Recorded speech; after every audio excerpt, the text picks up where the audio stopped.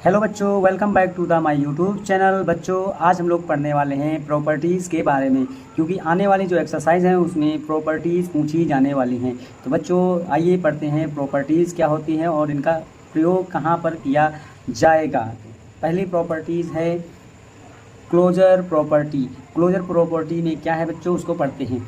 The sum of two rational numbers is also a rational number. इसका मतलब ये हुआ कि जब हम लोग दो रैशनल नंबर का सम करेंगे तो हमें रैशनल नंबर ही मिलेगा। तो क्लोजर प्रॉपर्टी सिंपल, साधारण और सरल कहती है कि जब हम लोग दो रैशनल नंबर लेंगे, पहला रैशनल नंबर ये हो गया और दूसरा रैशनल नंबर ये हो गया, इन दोनों रैशनल नंबर को जोड़ेंगे तो ऑलवेज आ रैशनल नंबर ही मिलेगा।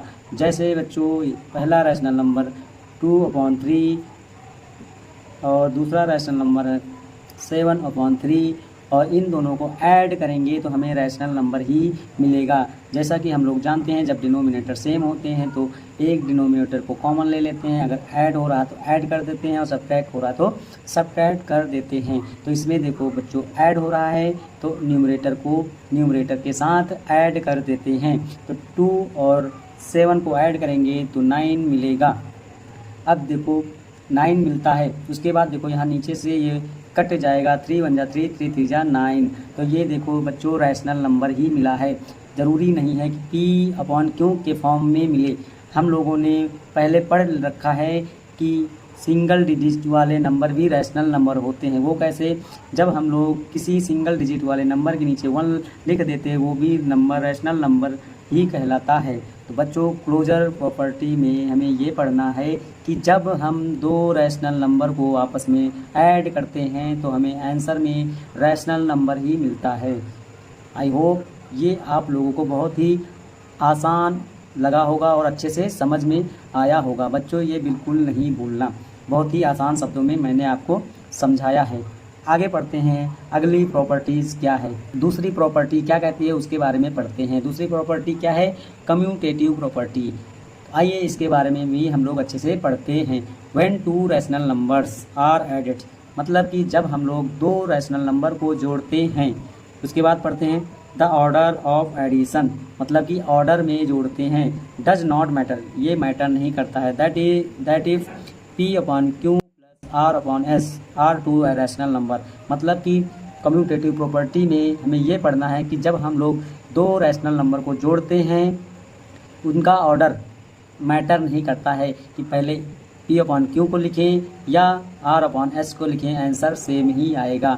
इसमें देखो पहला लिखा है P/Q प्लस R/S, उसके बाद R/S plus P/Q, answer same ही आएगा। जैसे एग्जाम्पल में पढ़ते हैं 2/3 प्लस 5/2। अब हम लोग इनको ऐड करेंगे, चाहे हम लोग इसमें एलसीएम लेकर सॉल्व करें या क्रॉस मल्टीप्लाई के माध्यम से हम लोग सॉल्व करते हैं, आंसर सेम ही आएगा। अभी हम लोग बच्चों क्रॉस मल्टीप्लाई की मेथड से ही सॉल्व करेंगे।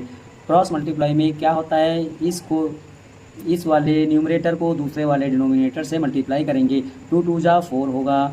अब यहाँ साइन लगा है प्लस का तो यहाँ प्लस का साइन लगा देंगे, फिर दूसरे वाले न्यूमरेटर का पहले वाले डिनोमिनेटर का मल्टीप्लाई साथ में करते हैं। 5 3 जा 15। उसके बाद लास्ट में नीचे के दोनों डिनोमिनेटर को आपस में मल्टीप्लाई करते हैं। 3 2 जा 6।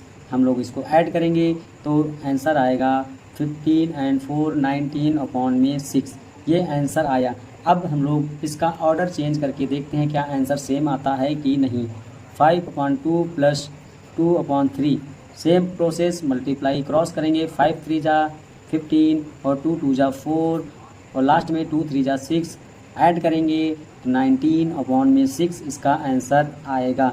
बच्चों ये याद रखना कम्यूटेटिव प्रॉपर्टी में कि जब हम दो रैशनल नंबर को आपस में जोड़ते हैं ये मैटर नहीं करता है कि पहला रैशनल नंबर क्या होगा और दूसरा रैशनल नंबर क्या होगा, आंसर हमेशा सेम ही आता है। तो बच्चों आई होप ये भी प्रॉपर्टी आप लोगों को बहुत ही आसान तरीके से समझ में आई होगी।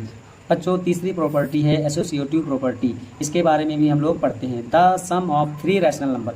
अब इसमें हमको 3 रैशनल नंबर दिए गए हैं, मतलब इनको जोड़ना पड़ेगा।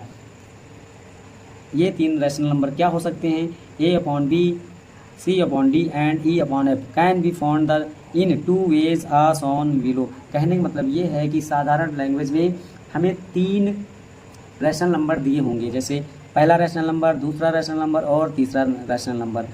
इसमें हमें सॉल्व करना है, चाहे आप पहले 2 लेकर ऐड करके तीसरे को बाद में ऐड करेंगे तब भी आंसर सेम आएगा, या फिर दूसरा तरीका ये है कि लास्ट के 2 नंबरों को ऐड करने पर रैशनल नंबर के, तो लास्ट में इसको ऐड कर देने पर आंसर सेम ही आएगा। एग्जाम्पल से सीखते हैं और अच्छे से समझ में आएगा आप लोगों को। एग्जाम्पल क्या है, 2/3 प्लस 4/3 प्लस 5/3। अब हम लोग इसको क्या करते हैं, इसी फार्मूले के साथ यूज करते हैं, मतलब कि फार्मूला तो नहीं, जो मेथड दिया है इसी मेथड से सॉल्व करते हैं। पहले हम आगे के दोनों को जोड़ेंगे, बाद में पीछे वाले नंबर को साथ में जोड़ेंगे। तो आगे वाले नंबर को पहले और पीछे वाले को बाद में ऐड करते हैं। अगर आंसर सेम आया तो समझ लो एसोसिएटिव प्रॉपर्टी काम कर रही है। इसके बाद इसको हम लोग ऐड करेंगे, तो जब डिनोमिनेटर सेम होता तो ऊपर के न्यूमरेटर जुड़ जाते हैं, तो डिनोमिनेटर एक कॉमन ले लेते हैं और 2 और 4 क्या हुआ, 6 हो गया, प्लस 5/3। अब देखो यहाँ पर अभी काटने की ज़रूरत नहीं है, काट भी सकते हैं मगर अभी यहाँ हम लोग काटेंगे नहीं, क्योंकि इन दोनों को जोड़ेंगे तो साथ में 3 और 3 डिनोमिनेटर सेम है तो 3 कॉमन हो जाएगा, और 6 और 5 कितना होता है बच्चों, 11। आंसर बच्चों आया 11/3। बच्चों अब हम लोग दूसरे तरीके से करेंगे, 2 प्लस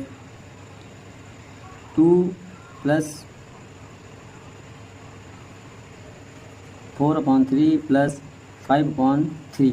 अब क्या करेंगे, बाद के दोनों नंबरों को एक साथ ऐड करेंगे, उसके बाद पहले वाले को लास्ट में, तो 2/3 प्लस वही काम करेंगे, 3 को कॉमन लेंगे और ऊपर 9 हो जाएगा। इसके बाद हम लोग यहाँ काटेंगे नहीं, 2/3 प्लस 9/3। अब दोनों में 3 कॉमन है तो कॉमन ले लेंगे और ऊपर जुड़कर हो जाएगा 11/3। तो बच्चों आंसर सेम ही आया।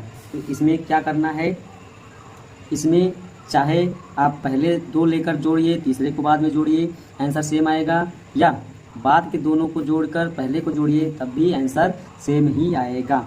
बच्चों आशा करता हूँ ये भी वीडियो बहुत ही अच्छा आपको लगा होगा। बच्चों वीडियो अच्छा लगे तो लाइक एंड सब्सक्राइब कर दीजिएगा, और जो भी आपके डाउट हैं कमेंट सेक्शन में भी भेज दिया करिए। थैंक यू बच्चों।